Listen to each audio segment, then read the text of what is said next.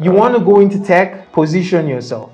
Change your mind. The opportunities are there. There are over 1,000 jobs every day in the tech industry. So job is not your problem. There will always be job. Position yourself. I cannot emphasize this enough. Yeah. You do not even need a course to position yourself. Take me to wherever place you want to take me to. I would be relevant. Not because of my capacity to function in a particular role, but for the fact that there's that mindset that, oh, I can do anything. First thing to do is to internally reinvent yourself. You have to reinvent yourself to a place where you realize that the world is filled with problems and you have been put in this world to be a solution to those problems. Once you have this mental picture about the world becomes your canvas, and there's so many things to do. The second problem is there's a place that needs you for it to be relevant. So you need to find that place that's willing to take people like you who know nothing but the 5 places that you want to start. I believe as an individual, understanding the role that people play in your life, right? Understanding if certain people are just temporarily there to, support you, and understanding that there are certain people you keep for a long term and you ensure that the relationship works. I think it's really important to recognize that as an individual. I say this to say that my guest today, Bilal Salau, we've, what's the word? We've jumped in and out of friendship, right? And I think one of the things that is really special about this is that we've been able to be true to one another, right? Discuss, okay, at some point when we have conflict and we're like, oh, Bilal, this is it, right? Let's have this talk, let's have this conversation. But beyond that, right, I'm saying this to say that he's a creative mind, one's mind that is not stereotypical, right? A mind that is expandable, or the mind that has chosen to expand, right? And he has always chosen to think about things differently. And I think that's one of the reasons why we are still friends, because we're able to see things from different perspectives and, grow from that. It's great to have you here, Bilal. Thank you, Michael. Right, so that's my perspective part of my perspective about Bilal. So Bilal, you want to introduce yourself? Okay, so again, my name is Bilal. I am a creative director, a product designer. I work with several companies. Essentially, I think my primary aim is to make sure that I continue to be meaningful, even as a person. So I'm a father, I'm a husband, a brother, and a friend to many. Yeah. So I really tried to avoid describing myself from a professional perspective the first time. I always try to describe myself as a human being because that's the touch that people get to connect with you first. Like if you connect to me as like a product designer or a creative director, then it feels like it's a professional relationship. But sometimes I just want us to connect as human beings. Like, I'm a person. I think I'm exciting, so let's talk. Yeah, true. So do we say that is that what drives the different fields that you've dived into, right? What has driven this? Because you mentioned creative director, product designer, and how that you work. That's just a few that I mentioned. Okay. Yeah, Okay. but what's the question? So what drives this field, right? Because we have people who are still even struggling to say, where do I go to? What career path do I choose? And you have gone through these different spaces, and it's not even all. Yeah. Right?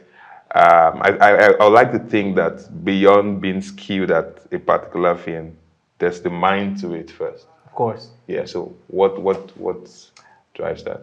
Like I've said many times, Michael, it's a drive to be meaningful, and meaning comes when a problem is solved. Okay. That's how you realize meaning. It's when a question is answered. That's what meaning is. When a gap is filled, when a foundation, in response to what it is, has a structure on top of it. That's meaningfulness. It's the full package, right? It's a complete circle, lacking nothing, needing nothing, and that's what drives me. If there's a need and I'm available, I would try to put myself in that space to fill that need. I think over the years, I've not even lived very long, but over You've lived the long? You lived yeah, long? I have. But I mean, in comparison to how long I would live, this Yeah, is short. This is the yeah, short part, right? yeah, So, yeah. I just feel like that's the reason why I've been able to do so many types of things in my short life so far, is because I'm always in response mode. So again, I know that a lot of people, like you said, find it difficult to say, oh, what kind of career do I want to do? What kind of career I want to do? I think maybe there's no word for my type of career right now. Maybe it's not even mainstream, but my career is just responsible. Like I'm a meaningful person, and I try to bring meaning to. You get like think about it. If war started today, Yeah. and you could no longer be a product designer, What will you do? some people will be depressed. I won't, because I'll just find the next thing. I'm a carpenter. True, true, true. The Yeah, arc. I made big investments early last year, towards the middle of last year rather, and I started doing carpentry, and I learned that on YouTube. I haven't got like 3 gigs already. Yeah, Interesting. so think about it like that. It's just response to the things that are around me, and that's why I've been able to do all of this so far. Interesting. You know, I told someone this, right? I was having a conversation with a very close friend, and I said, for me, one of the things I'm trying to do with my life is to be relevant. And when I mean to be relevant, it simply means take me out of Kaduna, drop me in Sambisa, I'll be relevant. I'll solve problems. Take me to China, I'll be relevant. I won't struggle. Take me to wherever place you want to take me to, right? I will be relevant. Not because of my capacity to function in a particular role, but for the fact that there's that mindset that, oh, I can do anything, right? I can solve problems, right? I've also built relationships. So if I can't do it, I can connect to people that can do it and give the direction and get that thing done. So you right? see, we're no different. You have the mind. I have the mind. Definitely, definitely. But I think that's It's something just that that's me, I really used to lacking. rush. I used to rush. I'm known for rushing, in a good and a bad way. So when you say Russian, what do you mean by Russian? I've, Is I've, it because somebody can easily attach that to patience? I'm not a very patient person. Okay. So that's clear. Yeah.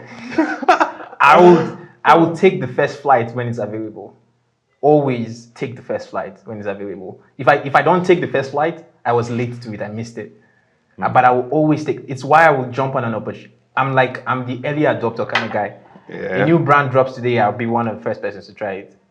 Right. A new person walks into the room, I'll be one of the first person to talk to that person. I always jump on the first opportunity at things. It always gets me in trouble, but also gets me biggest opportunities. Yeah. Like for example, I'm a school dropout, 3-time school Okay. dropout. I always took the first opportunity to drop out. So some came earlier than others, and I took all 3 of them. That's a bad example, but another good example would be, so I got the opportunity to represent Nigeria in China Yeah. in 2019 as a filmmaker, a storyteller. And how did I get there? Or rather, point is, long story short, I'm there, I'm sitting in a room filled with hundreds of people, and I am the only one who's a 3-time dropout. I have no masters, and I'm the youngest. No one believed I was there. Even the people around me, they didn't know how I was there. So how did I do that? How? Rushing. Rushing in what sense? Taking opportunities, being fearless, jumping when you don't even know if you're going to land. It's, I think it's like an innovator's mind. I can't help it. I've had to, like, people have advised me adversely against this character that I have, but over the years I've had to embrace it because it's a core part of who I am. It's what really makes me who I am. It's like, who's going to lead us to the next thing we haven't seen before? It's not someone who follows everybody. It's Yeah. someone who can jump in things that only appear in split seconds, Yeah. right? So that's kind of like how I am, I think. So that's what I mean by rushing. Yeah, I get. If you want to look at it in any way that you like, you can see the bad side. And I'm not saying there's no bad things. Someone could term that as being reckless. I'm but- a little bit reckless. Okay. Yeah. And reckless isn't bad. Yeah. I actually encourage recklessness for certain things. Okay. Over the years, I've also learned to build self-control, right? So all these my characteristics that are making me have a lot of negative traits, you know, socially ascribed traits that are negative. I've also developed new abilities to counterbalance them. So where I tend to be rushing, Yeah. if you rush with me, you will fall. Yeah. So because before I rush into a thing, I might have covered 3 books on that thing Okay. in a very short time. So I'm not rushing ignorantly. I'm rushing Rushing. with a lot of information. Because there are times that you've rushed without so much, and you've Exactly. learned to manage Boom, that. that's it. So over the years of falling, I've perfected the act of rushing. Yeah, I probably write a book about that. Yeah. You know, I was telling somebody just to also corroborate with that. You know, I was telling somebody because you know, I've started sharing about the fact that I am planning an event, a major event, and all of that. And you know, someone just said, "Can't this wait till next year?" And my answer was simple, and I was surprised at my answer. And since I gave the answer, I've been running with the answer. And the answer is, I don't want someone to fail before me. That Because makes sense. the moment I give someone the opportunity to fail before me, that person has learned what I've chosen not to learn. The person, I would probably now jump into that space where I'd be like, oh, I wanted to say this, I wanted to start this, I could have, if you know, and all of that, and that alone could, if I'm not careful, would stop me from. So I'm like, you know what? Whatever mistake we make, not like I'm reckless at this. I'm also strategic about this, but I'm not going to overthink it in terms of, oh, because the moment you try to overthink something, you're overthinking, oh, where's the resources, Right. where's this, but you are acting. So in order to, you know, just to also corroborate it, you know, there was this podcast I was listening to, one of the fastest growing podcasts. I've said this before, in one of the fastest growing podcasts by Steve Bartlett, right? Yeah. And one of the things this social media manager said, he said, before every podcast that goes out, they experiment with over more than 100 thumbnails. Right? It grew from 10K to about 5 million subscribers. Sweet. You get, they're experimenting fast, failing fast. Like, okay, I think that's the word I'm looking for. It's failing, Fast. but fast. you get like Yeah, failing the fast. speed to Because it. you cannot know what works Yeah. if you don't attempt it. There are some Yeah. things you can't read in books. Some books we read, right, that are very, some of these stuffs are applicable to a different settings. True. But you want to apply that same thing in your locality, your region, Dude, you have to. You are right. Most of the books don't apply in Nigeria. You get.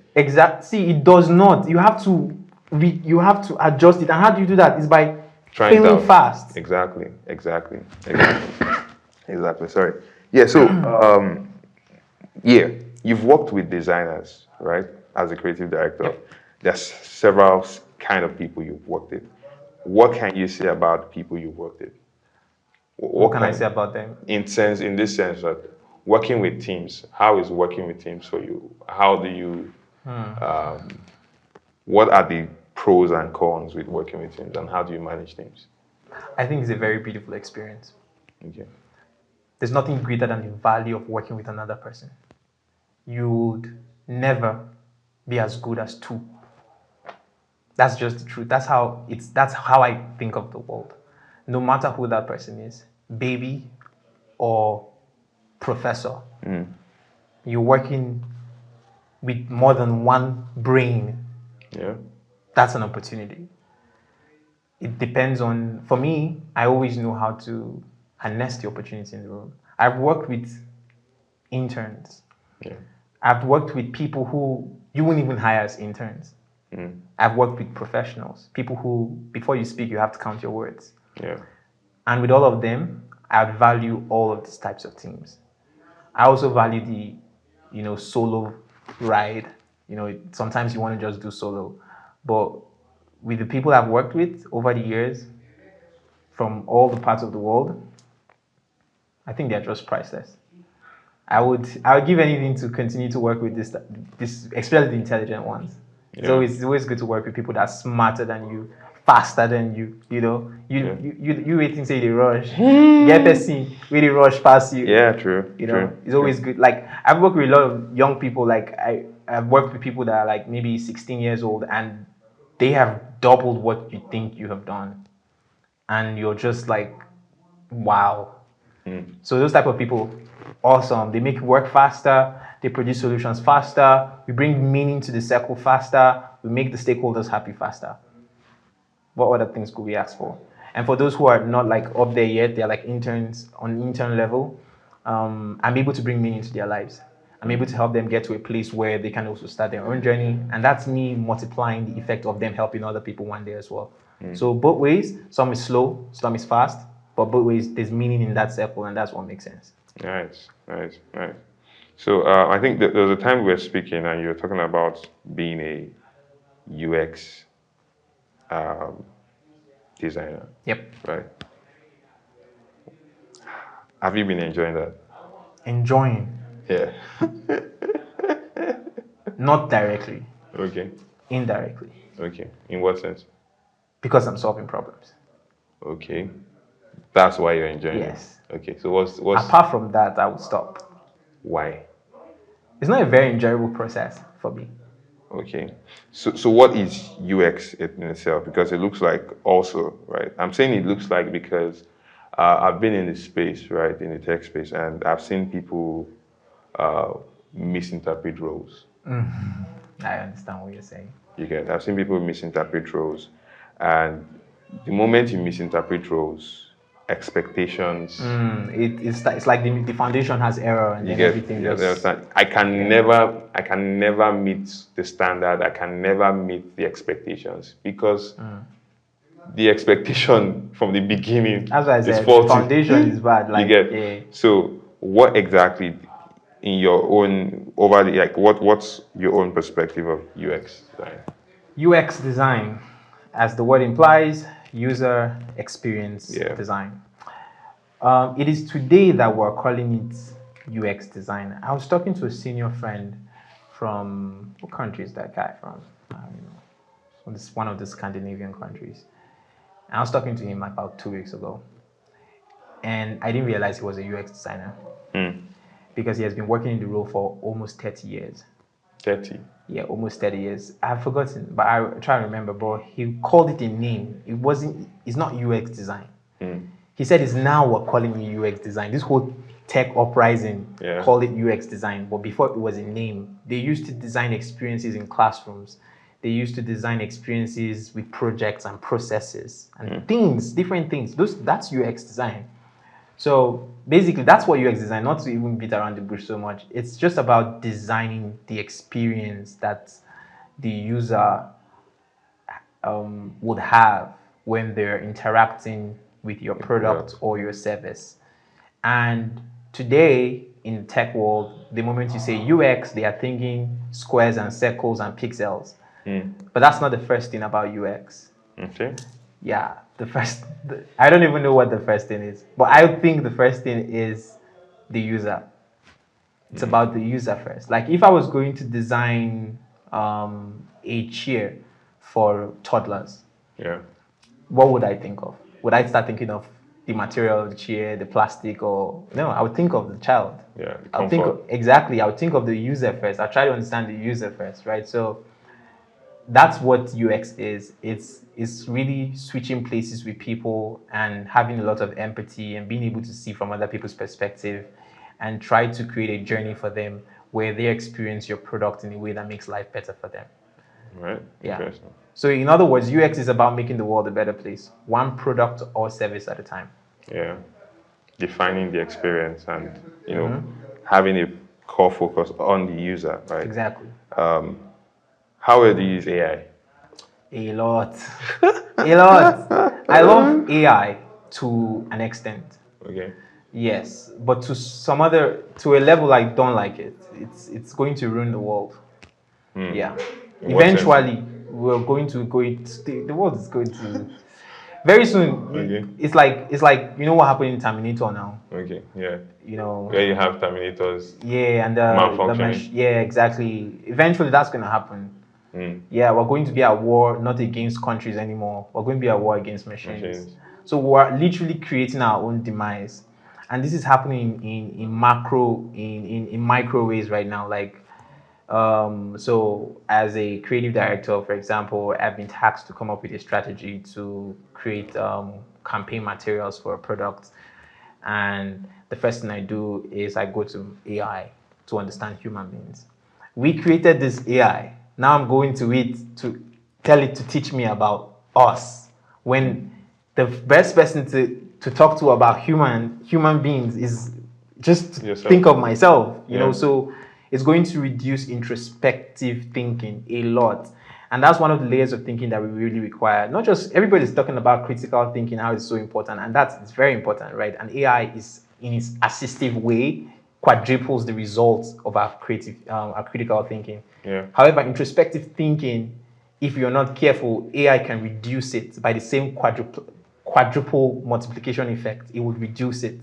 So you would have more antidepressant drugs being sold Yeah. because people are no longer thinking internally anymore.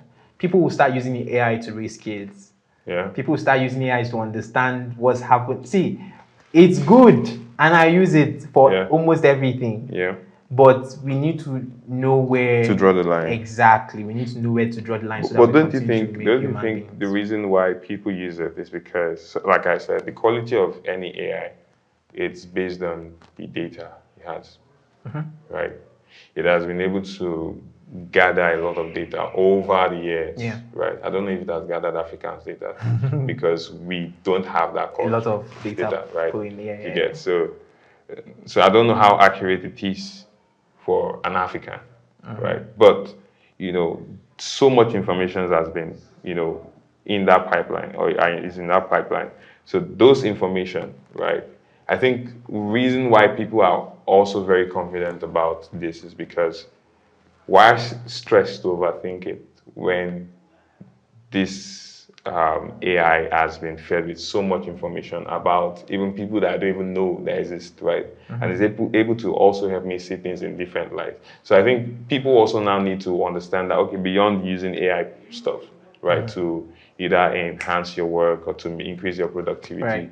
you need to also evaluate the content and be like, okay, does this really cover What I'm trying to solve? Does this cover the users I'm trying to reach out to for my locality? It might give me key areas to look out for, right? But it might not completely define those personas for me, right? So I think that's something people should be able to work on, right? And just like you said, introspective thinking, you know. Yeah. So yeah, interesting. The amount of time that I would use AI to help solve a problem is less than the amount of time I've tried to solve it myself.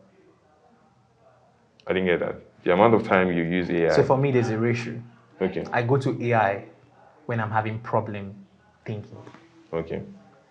And I don't go to AI so it thinks for me. Okay. I go to AI so it helps me filter what I'm not supposed to spend so much time thinking about. So I can spend time thinking. Yeah, on the right things. Exactly. Right. True. So once that ratio is consistent for me, I know that my entire creative process is still worthwhile taking that trip, because I know that I didn't solve the problem by just depending solely on AI, and there's nothing wrong with that. Yeah. I feel like I'm bringing myself, because for me, the teams I've been part of and why people really like me being on their team is the me that they get. Is the story of my life that I bring to the project. Yeah. How long do I have to communicate that to an AI? They need to start thinking like me for me to give it its problem, for it to solve the problem like me. That's another journey. Yeah. And I have to do that every day for different problems. True. But what I just do is, the ratio is there. I'm thinking about it on my own. I'm having blocks here and there. And I'm like, okay, I have these 3 things I'm trying to figure out what to spend more time on. Okay, I'm on AI. I'm like, okay, so I'm thinking this. Critically analyze these 3 thought patterns and tell me which, prioritize them. Yeah. So you tell me, oh, you probably think about this because of this, probably think about this because of this. I'm like, okay, there's this book I've read, there's a chapter, I copied the excerpt of that chapter. I'm like, okay, based on this book, I really like this book, what should I be thinking about? It's like, oh, think about this one. I'm like, okay, fine, thank you. So I still bring up my story, I still bring up my history to that solution process, and then I think about it and I proffer that solution. And so that's how I continue to stay human. All right, interesting. So as we round up, right, I want to just ask this few questions. So, you asked me earlier, right, who is listening to this? Yeah. Okay. So for this podcast, right, Micah's Box, like I said to people, it's about demystifying tech and creativity for Africans. And why is this really important, even to me personally?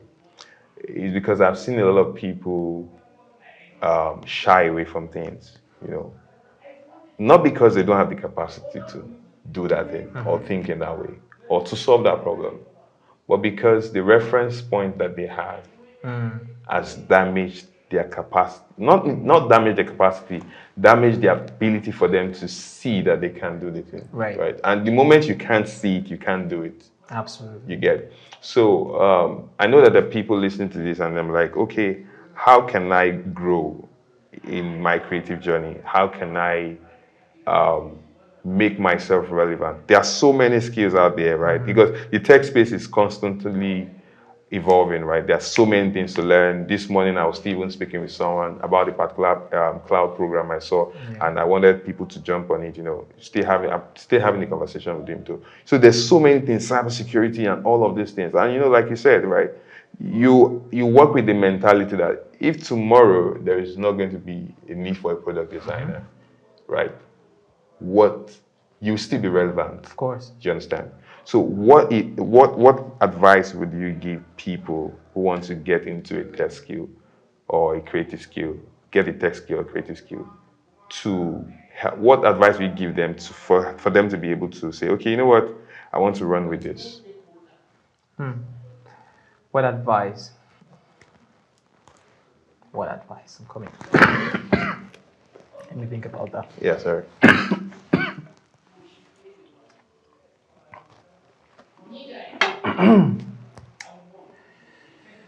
There's so much I want to say in response to what advice. I would probably sound like an old man. But for the sake of time and the fact that this is a podcast, and I want people to come back and listen to this, so I'll try to be as exhaustive as possible. Yeah. The first thing to do is to internally reinvent yourself. Okay. You have to reinvent yourself to a place where you realize that the world is filled with problems and you have been put in this world to be a solution to those problems. Okay. Once you have this mental picture about the world becomes your canvas. Okay. And there's so many things to do. If primarily going into technology is the path you've decided that you want to take, you must also realize that technology is a very wild. Do I say it's not? I'm not trying to say wild as in the Wild West or the wild jungle. I'm saying wide place. You must now, because if you just go into it, like you'll be confused and you spend. I'm giving you my rush strategy right now. Yeah. You cannot go to the vast space. You need to like fine tune.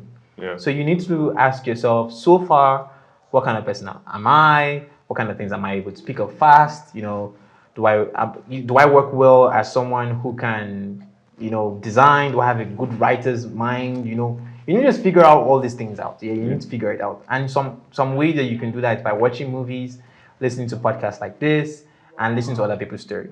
So once you've started to find your like 5 areas where you're like seeing that, okay, I might really work well here, the next thing you need to do is, and most people just jump on a course.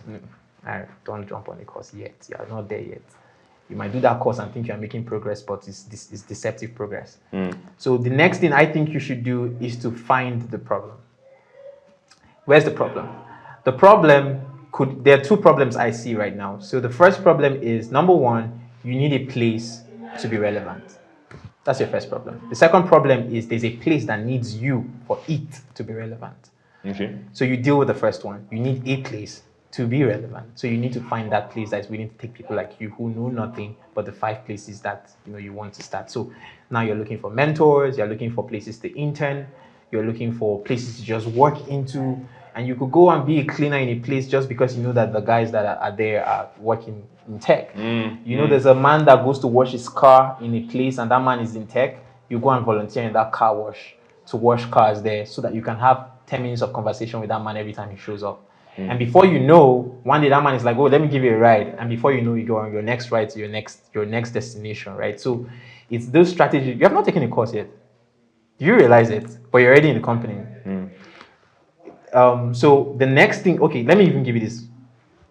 I don't know if I should say this. Say it. Let's have it. First product work I got. Yeah. I didn't know what product design was.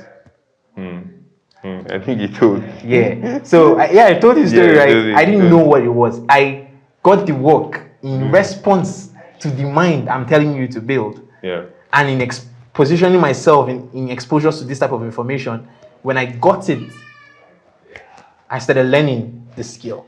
Yeah. So it was the work that was teaching me the skill in real time. That's how I was testing. That's how I was failing fast. Yeah. So if I say I was learning product design and cybersecurity opportunities have just been passing, I've done the wrong thing. So my advice to people who want to go into tech is, yes, you can pick a part, but expose yourself to at least 4 or 5 parts. Okay. Keep yourself in a position where you are getting information from these things. You know people around these areas. Then, now you're not watching course yet. I keep seeing people running to watch course. It's not about course. You will do course, you will still not solve problems. Course is not how you solve problems. Okay. Last thing to say, if you've not watched the movie, the movie about the Google, there's a movie, there's one Google movie like that. I've forgotten the name. I forgot. But it's a Google movie. Yeah, the Google movie. This Google cap. Yeah. So the Google movie, the 2 guys that sell wristwatches. Yeah, yeah. Those 2 guys know nothing about tech. Nothing. They know nothing. Yeah. But they work in a tech company. Yeah, and they were old. Exactly. So they were the wrong persons for the they didn't fit. Yeah. But if you see what they did, they exposed themselves. They positioned themselves. They readied themselves. They had the mindset for problem solving. They are doing all this rush thing I'm telling you, right? Yeah. And guess when they got into the internship program, nobody wanted them on their team. Yeah. But who solved the problems in the most creative way? Those Them. guys, yeah. They had other developers on the team. And after a long time, they learned that whole process. And if you read their stories now, all those skills that you thought they should have started with, they've now learned those skills. Yeah. I would rather work with an intern who didn't do a course but is very creative in solving problems than work with an intern who is so focused on following the what they call the thing, the 5 steps of UX design or this that. You're a blockhead. Yeah. I can't use you because I'm not even using that process anymore. Mm-hmm. I'm using, like for me now, I'm solving UX problems. I'm using that 4-5 step. I'm using double diamond process. So in my mind, right, there's this dynamic process that is happening all at once because every project has a different process. Yeah. Sometimes I even invent processes because just by picking from these different. You want to go into tech, position yourself, change your mind. The opportunities are there. There are over 1,000 jobs every day in the tech industry. So job is not your problem. There will always be job. Position yourself. I cannot emphasize this enough. Yeah. You do not even need a course to position yourself. You just need to position yourself. The right problems space will approach you. Then you start seeing the courses to take. Yeah. It could even be a hackathon. Yeah. They're like, there's one agri-tech hackathon. You're like, yes, I like agri, I'm going. Yeah. Don't tell yourself, but I don't know anything. Go. Yeah. Register, pay, join the team. Be like the Google guys. Yeah. They are talking about agri-tech. You're like, explain that thing you said. You said which software did they use for that? They're like, this is software. Now you've shortened the time it would have taken you. Yeah. Now you go and learn that software and you start applying that, and you can even use that team to start your first company. Very true. Very true. That's how I've done everything in my life. Amazing. Positioning is key, right? It's the secret. Like it's a major secret. Positioning, right? And understanding how to prepare in those spaces of position, because and you have to be fast. You can be in a space, the right place, yet you're not utilizing the capacity of that space. Mm-hmm. Right. So I think also when you understand positioning, intentionality. Yeah. You get, because that's why you have to start with your mind. You get, so because the moment you are sure that okay, this is the space, and you're intentional about it, every time you go to that space, your mind is open to say, okay, I want to hear, I want to know, I want to hear, I want to know, I want to see. Mm-hmm. And because your senses are open, you will just naturally, all of these things will just naturally come to you. Exactly. Somebody might be having conversations and you just, not necessarily eavesdrop, but it just comes like, oh, you're saying something. Mm-hmm. Oh, I'm interested in this, right? So positioning, intentionality are things I think, would help people who want to get in the tech or the creative space to, you're thinking about how to accelerate your journey. You're thinking that, oh, you should have started 7 years from now. Should have, you see some people's years of experience, 8 years of experience, 10 years of experience, Dude, 15 years of experience. Michael, let me tell you a secret. I reduced my years of experience. I have 13 years of experience as a designer. Now I claim I have 3. Okay. Okay. Why would I do that? Why? So, if I said I had 15, they'll give me senior roles. Okay. I don't want senior roles yet. Okay. It's too fast. I need to shift my positioning. Okay. Yes. I've done the study. Don't ask me too many questions. I know other designers out there will fight me for this. But there's a reason I'm not taking senior. In fact, right now, I got in an offer to take equity at a company I can't disclose. And I still refused the senior role. I took something else than the senior role. Okay. I'm trying to do something and I want to do it with the current basic role that I have. So that when I get to the senior role, it's like it will be with catapults that they will chase me there. Like, so while other people are taking the normal route of, okay, you enter as a junior, then you start leading one team, then you become a senior in the organization or something like that, and then you start going from there. No, I know what I'm doing. So the reason I reduced my years of experience is because I realized that people were jumping into senior roles and there was no meaning. What's the meaning of being a senior? Yeah, senior, no, yeah, boss. Senior man. So I didn't know. I thought that if I wanted to be a senior designer, I was going to be solving problems that were big. Yeah. That's how I thought about it. So I'm like, I'm in this very early stage startup. The problem they are solving, some people have already solved it 3 years ago. We're just repeating what they did. We're creating an iterative service that has competitive advantage. And if you want to give me senior role design, I'm going to spoil my CV. Yes. If you give me senior role, but I want to work in a company like Meta, when Meta started, and I'm the senior designer there. Yeah. So I will take a senior role when it's a very innovative company and I see that they are going to transcend whatever innovations exist in. Then I will now tell them that, look, I actually have 15 years of experience. But now I'm just saying I have 3 years of experience and I'm solving as many problems as I can for early stage startups. Nice. Yeah. Nice. It takes guts. It takes knowing. It takes intentionality to be. That's what you said now. Intentionality. Yeah, it takes intentionality. Yeah, right. Because not everybody just. Some people just want to get the cake, while some people want to bake the cake, while some people want to provide the ingredients. This is aspire to Maguire, not to retire. But the sense in this is that there's nothing like knowing yourself. It's the biggest value there is. You get? There's nothing like knowing yourself. There's nothing like you can seize the moment and choose not to seize the moment because you know yourself. You can choose the opportunities you want. Right? There's a saying that, opportunity comes once in a lifetime. No. There are people there are people that see opportunity. If you position yourself properly and you're very intentional about your future and your life, opportunities would be there. Yes. And you would know you almost become a distraction. You know the ones that this is the one I want, this is the one I don't want. Yes. This is when I want to be here. You can define your growth. Yes. Right? But it doesn't just happen. It takes some level of building, progress, mistakes, and all of that, failing fast. Sorry. A lot of people want to go into tech because of money. Yeah. Do it.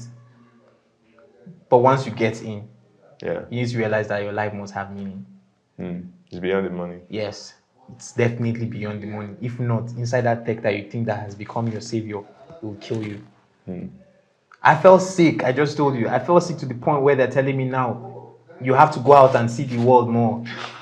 That's crazy. Yeah, I get it. So go into tech, yes, make money, make a lot of it. Some of us don't even want more money than we're earning. We're just happy where we are so that we can have a life, and I can have time for my family and my son. Because to give my life more to tech is to lose out on all these other beautiful things. There's nothing that compares to holding my son's hand. It's nothing. I would take a fraction of what I'm being paid to continue to do that. Interesting. That's how I've always been. Yeah. That's how I'll continue to be. Yeah. That's it. And you just have a son now. More coming now. Right. I think this conversation has been really beautiful, and anyone who is listening to this, I believe this conversation has been impactful, inspirational, and you can draw a lot of lessons from this. You know, like I promise everyone who listens to this that every podcast session is always going to be mind blowing, right? And I would always stand by that, right? By always ensuring that there is quality in all of these things that we are doing, right? So this is to say that anywhere you see this video, please do well to like, share, comment, follow, subscribe, repost, just spread the message, right? Because as you do that, you're giving other people, other Africans, the opportunity to grow, right? Yeah. So that they'll not think their village people are following them. Yes. You get, just give people this opportunity to grow because you've learned, right? And also give other people the opportunity to learn. Thank you so much for listening. Thank you so much for honoring this invitation. Thank you for having me, Michael. Yes, thank you.